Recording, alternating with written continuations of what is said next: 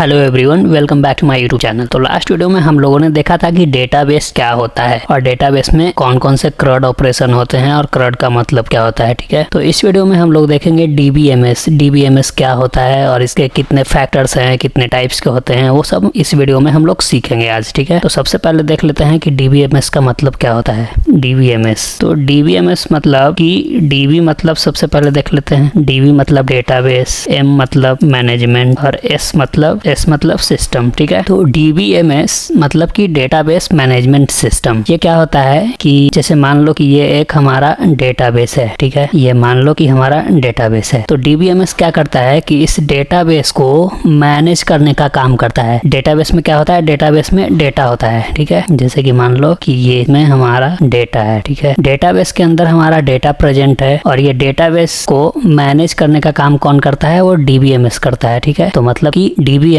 Is a software which is use to manage the database. ठीक है, तो इसको यहाँ पे मैं ऐसे कर देता हूँ सॉफ्टवेयर। ठीक है, तो DBMS is a software which is use to manage the database. मैं यहाँ पे लिख देता हूँ DBMS is a software which is use to manage the database. ठीक है, तो ये हमारा DBMS का डेफिनेशन हो गया। अब DBMS हमें दो फैक्टर्स प्रोवाइड करती है। देख लेते हैं कौन कौन से फैक्टर्स प्रोवाइड करती है। तो DBMS हमें दो फैक्टर्स प्रोवाइड करती है। पहला तो है सिक्योरिटी और दूसरा है आपका ऑथराइजेशन। अब इसका मतलब क्या होता है। सिक्योरिटी मतलब कि आपका डेटा सिक्योर रहेगा, मतलब कि अगर कोई आपके परमिशन के बिना कोई भी डेटा आपका एक्सेस नहीं कर सकता है, वो मतलब आपका डेटा सिक्योर है। ऑथराइजेशन का मतलब कि आप उसके ऑथराइज्ड पर्सन हो। जैसे कि आपका मोबाइल है, आप अपने मोबाइल में फेस लॉक या फिंगरप्रिंट लगाते हो, तो वो आपके लिए ऑथराइज्ड है। वो सेकंड पर्सन आपका मोबाइल यूज नहीं कर सकता जब तक आप उसको ओपन करके नहीं दोगे। ठीक है, तो वो होता है ऑथराइजेशन और सिक्योरिटी। तो DBMS क्या होता है, DBMS एक सॉफ्टवेयर है जो कि डेटाबेस को मैनेज करने का काम करता है। DBMS हमें दो फैक्टर्स प्रोवाइड करती है, एक सिक्योरिटी, दूसरा ऑथराइजेशन। अब अगर हमें डेटाबेस से बात करना हो, मतलब डेटाबेस के अंदर हमारी डेटा प्रेजेंट है। ठीक है, तो अगर हम डेटा को देखना चाहें तो कैसे देख सकते हैं। डेटा को देखने के लिए हम लोग कुछ क्वेरी लिखते हैं, उस क्वेरी को बोला जाता है क्वेरी लैंग्वेज, मतलब कि QL। यहाँ पे क्या बोलेंगे हम, QL which is use to communicate with the database. ठीक है, तो ये हमारा क्वेरी लैंग्वेज हो गया। ठीक है, अब DBMS जो होता है वो चार टाइप्स के होता है। There are 4 types of DBMS। तो मैं यहाँ पे बना देता। पहला तो हो जाएगा हमारा